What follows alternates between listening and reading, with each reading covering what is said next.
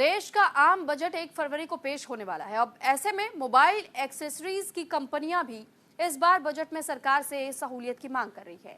Mobile accessories की company सीआरजी group of company के director Chetan Singh Rathore से न्यूज इंडिया संवाददाता शुभम पांडे ने बातचीत की है। उनका क्या कहना है, सुनवाते आपको। बजट अब से कुछ ही दिन बाद पेश होने वाला है और ऐसे में तमाम बड़े उद्योगपतियों के मन में सवाल होता है कि इस बार सरकार अपने पिटारे से क्या कुछ निकालेगी। इस वक्त हमारे साथ बातचीत करने के लिए सीआरजी ग्रुप ऑफ कंपनी के डायरेक्टर चेतन सिंह राठौड़ हैं। इनसे हम जानने की कोशिश करेंगे कि आखिर मोबाइल एक्सेसरीज से जुड़ी हुई जो तमाम चीज़ें हैं उसको लेकर ये क्या कुछ सरकार से डिमांड करेंगे और इस वक्त बाजार की स्थिति क्या कुछ चल रही है। हमारे साथ इस वक्त खुद चेतन सिंह राठौड़ जी इस वक्त मौजूद हैं। सर, ये बताइए कि बजट कुछ दिन बाद आने वाला है और हमेशा देखा जाता है कि जब बजट आती है तो उम्मीद बढ़ जाती है सरकार क्या कुछ अपने पिटारे से निकाल है, क्योंकि आप बिजनेसमैन हैं, कारोबार करते हैं, देश को बहुत सारे टैक्स पे करते हैं। इस बार क्या उम्मीद रखते हैं कि सरकार आप जैसे तमाम जो बड़े उद्योगपति हैं उनको किस तरह से सहूलियत दे और किस तरह से क्या कुछ अपने पिटारे से सरकार आप लोगों के लिए लेके निकाले?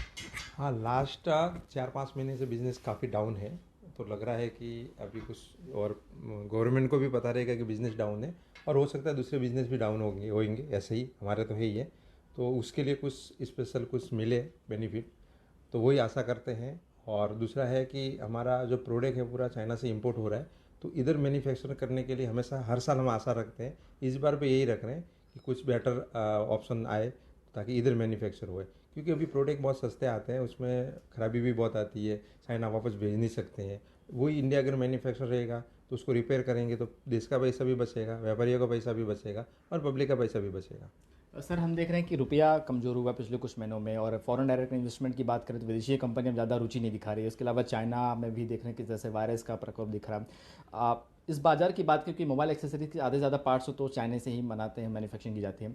कितना हद तक असर पड़ा है? क्या इससे पहले कोरोना के बाद से ज़्यादा इम्पैक्ट पड़ा है इस अगर हम बात करें? हाँ, यस, काफ़ी इम्पैक्ट पड़ा है। इनफैक्ट लास्ट कुछ 4 महीने जो बिजनेस डाउन दिख रहा है ना, उसका भी ये भी कारण है कि जो डॉलर बढ़ने की वजह से प्रोडक्ट की रेट बढ़ जाती है और पब्लिक फिर बाय करने की कोशिश नहीं करती है, तो बिजनेस उसके डाउन हुई है और डॉलर का मार तो पड़ रही है। इस बार हम देख रहे हैं सर कि इंपोर्ट एक्सपोर्ट पे भी ज़्यादा सब स्टैम्प ड्यूटी पे भी जो थे, कस्टम ड्यूटी उस पर भी जीएसटी जो लगी थी उससे वजह से कारोबारियों को बहुत नुकसान हुआ था।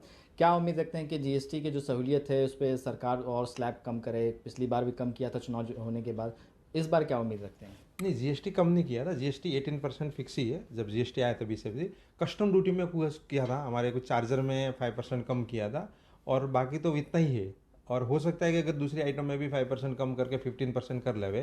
कस्टम ड्यूटी अभी हमारे मोबाइल एसेसरी में 90% प्रोडक्ट पे 20% है, कुछ पे 15% है, किसी पे 10% है, तो हो सकता है और कम होएगा तो फ़ायदा ही होगा।